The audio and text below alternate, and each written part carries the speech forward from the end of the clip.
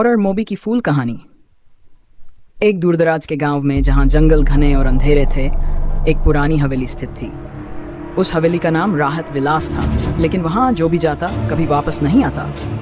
हवेली के बारे में कहा जाता कि वहां एक बदरूह का बसेरा है जो फूलों से जुड़ी हुई है।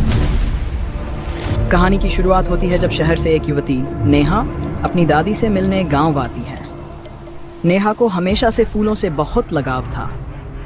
एक दिन उसने गांव में एक खूबसूरत बगीचा देखा जहां रंग बिरंगे फूल खिले हुए थे, लेकिन गांव के लोग उस बगीचे के पास जाने से भी डरते थे क्योंकि वह बगीचा उस पुरानी हवेली के पीछे था। एक दिन नेहा की दादी ने उसे बताया कि उस हवेली में कभी एक सुंदर स्त्री रहती थी जिसका नाम अनुराधा था।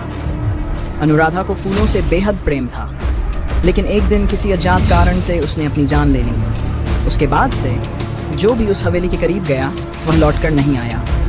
नेहा ने ठान लिया कि वह इस रहस्य का पता लगाएगी। एक रात चुपचाप जब पूरा गांव सो रहा था, नेहा उस बगीचे में गई। जैसे ही उसने हवेली के पास कदम रखा, अचानक हवा ठंडी हो गई और एक मीठी लेकिन अजीब सी खुशबू फैल गई। हवेली के दरवाजे अपने आप खुल गए और नेहा अंदर चली गई। अंदर पहुंचते ही नेहा को ऐसा महसूस हुआ जैसे कोई उसे देख रहा हो। दीवारों पर पुरानी तस्वीरें टंगी थी और हर तस्वीर में अनुराधा फूलों के साथ मुस्कुराती नजर आ रही थी। अचानक नेहा को एक हल्की आवाज सुनाई दी, फूलों को बचाओ। नेहा ने पलटकर देखा तो एक सफेद साड़ी में अनुराधा खड़ी थी। उसकी आंखों से आंसू बह रहे थे। अनुराधा ने नेहा को बताया कि वह उस बगीचे के फूलों की आत्मा है। जब तक कोई इन फूलों की देखभाल नहीं करेगा, उसकी आत्मा इस हवेली में कैद रहेगी।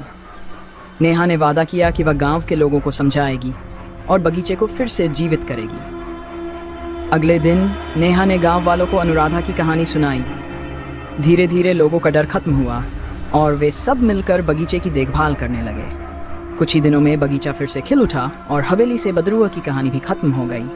अनुराधा की आत्मा को मुक्ति मिली और नेहा की साहसिकता के कारण गांव में खुशी लौट आई। इस तरह राहत विलास अब फूलों और खुशियों का प्रतीक बन गया।